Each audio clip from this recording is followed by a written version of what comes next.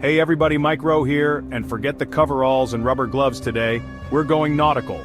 We're talking about a job out on the open ocean, a gig that's about as essential as it gets to keep global trade moving, the third officer on a merchant vessel.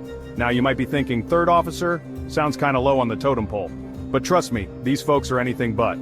They're the ones making sure the ship gets from point A to point B, and that's no walk in the park when you're talking about thousands of nautical miles and cargo worth millions. So, if you've ever wondered what it takes to keep a ship afloat, literally, stick around. We're about to break down the nitty-gritty, the day-to-day, the sweat and seawater reality of life as a third officer. Let's dive in!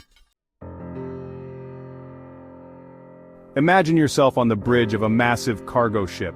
The sun's either just coming up, or just going down, and the world's quiet, except for the hum of the engines and the waves against the hull.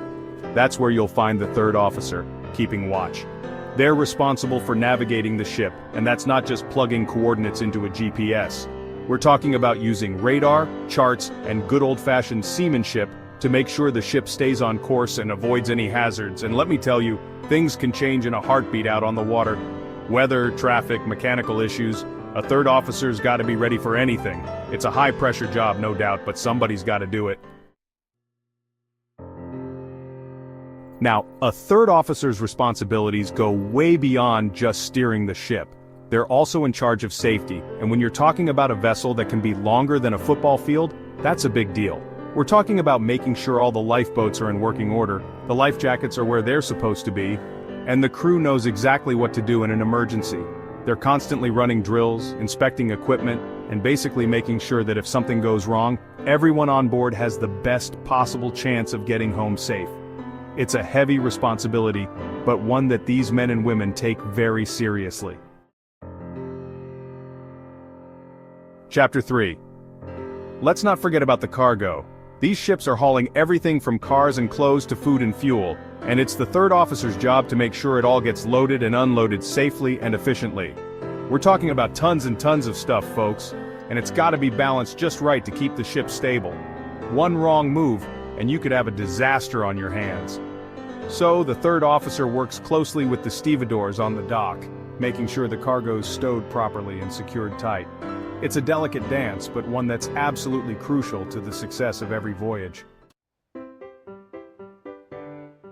Chapter 4. Now if you think paperwork is boring, try being a third officer. These folks are responsible for keeping meticulous records of everything that happens on their watch. We're talking about logbooks filled with details about the ship's position, speed, weather conditions, any incidents that occur, and a whole lot more. Why all the paperwork? Well, for starters, it's a legal requirement, but it's also a vital tool for communication, both within the ship and with the authorities on shore. It's a history of the voyage, a record of decisions made, and a way to ensure accountability.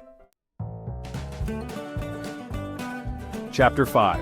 So we've talked about navigation, safety, cargo, and paperwork, but the life of a third officer isn't all work and no play.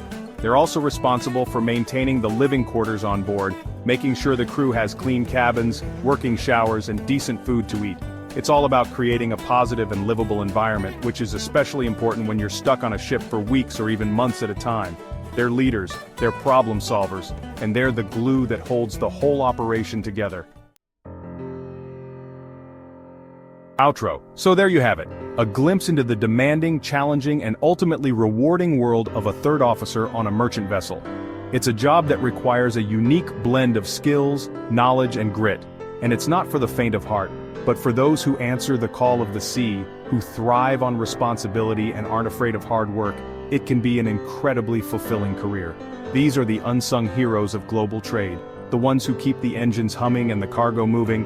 And next time you see a ship on the horizon, take a moment to appreciate the third officer who's helping to steer it safely to its destination. Please like, share, and subscribe for more marine insights.